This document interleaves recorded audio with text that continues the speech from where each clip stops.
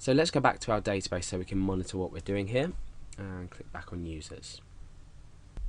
Okay, so we're going to start by opening our text editor. We're going to connect to our MySQL server and then connect to our database. So I'm not going to be doing this properly because in this video I'm just demonstrating SQL injection. So I'm just going to use a standard MySQL connect function. It takes 3 parameters. If you haven't already looked at this, I do have another video on it, so go back and again have a look at this. My username is root and my password is just blank, and I'm going to say MySQL select DB, and this is a_database. So let's just echo out a confirmation message here, just to check that we're connecting successfully. So let's refresh there. No, let's do that. Okay, so we've got an OK message there, so we've successfully connected to the database. Let's start creating our form. So we need to take a username and a password value, and we're doing this. I'm going to put both fields equal to text values so we can see what we're typing in our password field. So I'm going to say form action, and I need to set a property form method as well. And the form action is going to be index.php. We're going to come back to that, and the method is going to be post. Okay, so we want username, and we want to take an input, and the type is text. The name is username, and that's it. So now what we can do is say password. We'll bring this down a line, even though we're not breaking down a line, we'll just bring it down for neatness. We'll say input type is text. Name equals password, so this is the user's password, and then again we'll just line down and we'll say add a submit button here. It's a very basic HTML form that we're creating. Let's just preview it in our browser, and yeah, we've got username and password, so we can type something here and we can type something here. Okay, so we can see the password. You'd usually set it to the type of password, so you can't actually see the password, but for now we're going to set it to text so we see what we're doing. So when the form resubmits, we need to first of all check if the posted username and posted password are set. So we use the isSet language construct. So we say isSet post username, and so we use our and operator, and we say isSet $_post password.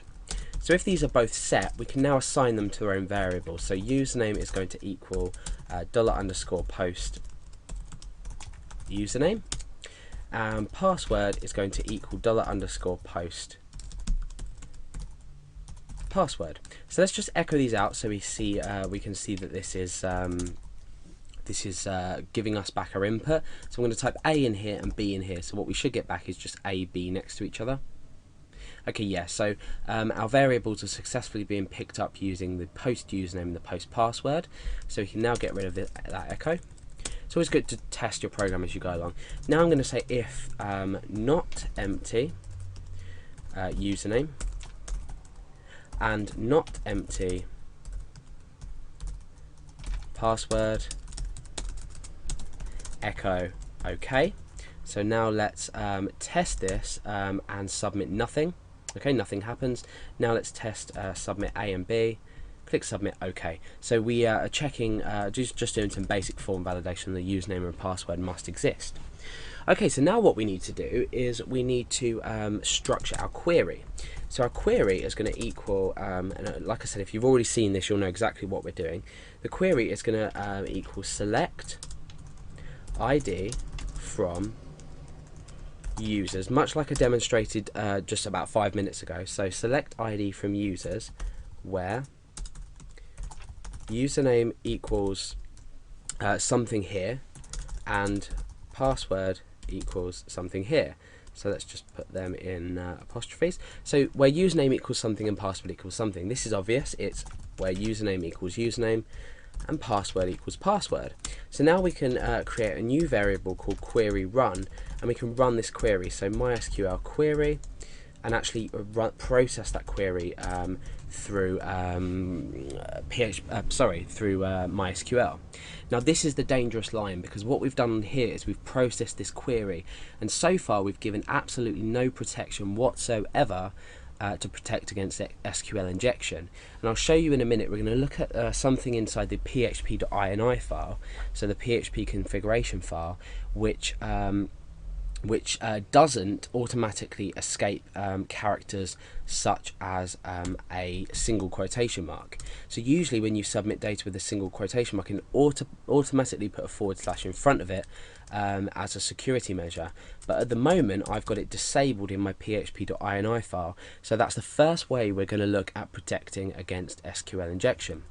So let's first of all just comment out these, and let's go ahead and echo out the username, and we'll break down a line and we will echo out the password as well, and I'm going to show you exactly what I mean.